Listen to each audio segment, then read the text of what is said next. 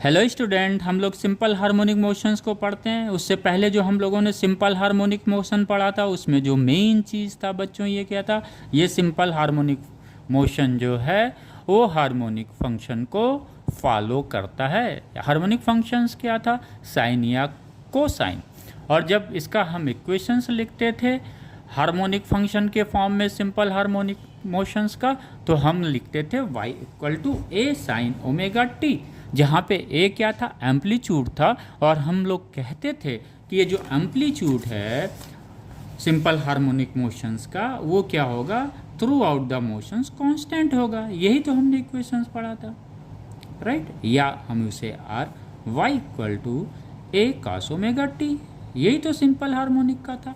लेकिन जब ये सिंपल हार्मोनिक मोशन, जब हम हार्मोनिक फंक्शन जो सिंपल हार्मोनिक मोशन फॉलो करता है, इस समय जब हम पढ़े थे उस समय ये था कि उस पे जो है जो बॉडी SHM में है उस बॉडी पे कोई फ्रिक्शन फोर्स नहीं काम कर रहा है, नंबर एक। दूसरा, कोई विस्कस फोर्स भी नहीं काम कर रहा, यानी कोई एयर रेजिस्टेंस भी नहीं और कोई फ्रिक्शन फोर्स भी नहीं है। उस समय हमने ये स्टडी किया था और ये कहा था कि जो एम्पलीट्यूड है वो कांस्टेंट रहेगा, राइट। लेकिन अगर जब हम इस पे फोर्स, कोई फ्रिक्शन या विस्कस फोर्स लगता है या कोई एयर रेजिस्टेंस उस बॉडी पे लगेगा, SHM पे जो बॉडी कर रही है, तो उस पर क्या होगा, इसका एम्पलीट्यूड क्या होगा, रिड्यूस होगा, डिक्रीज करेगा। चूँकि जो एक्सटर्नल फोर्स लग रहा है जिसे हम डंपिंग फोर्स भी बोलते हैं बच्चों, राइट। क्या बोलते हैं, डंपिंग फोर्स बोलते हैं। यानी वो इसको रोकता है, यानी उसका जो एम्पलीट्यूड है वो चेंज होता है, डिक्रीज करता है।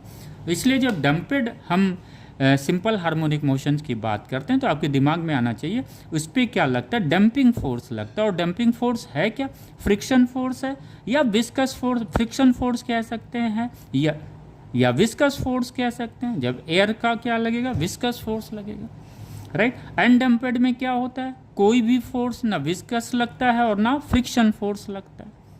तो अनडम्पेड का हम डेफिनेशन ले लें, उसमें क्या होता है, डम्पेड में चूंकि एक्सटर्नल फ्रिक्शन फोर्स लग रहा है या विस्कस फोर्स लग रहा है, इस फोर्स की वजह से एम्पलीट्यूड क्या होता है, डिक्रीज कर रहा है। यहाँ पे क्या होता है, अनडम्पेड में कोई फोर्स नहीं लग रहा फ्रिक्शन या विस्कस, इस वजह से इसका एम्पलीट्यूड क्या होगा, हमेशा कांस्टेंट होगा। तो हम डेफिनेशन लिख सकते हैं अनडम्पेड सिंपल हार्मोनिक मोशन का, लिख लीजिए।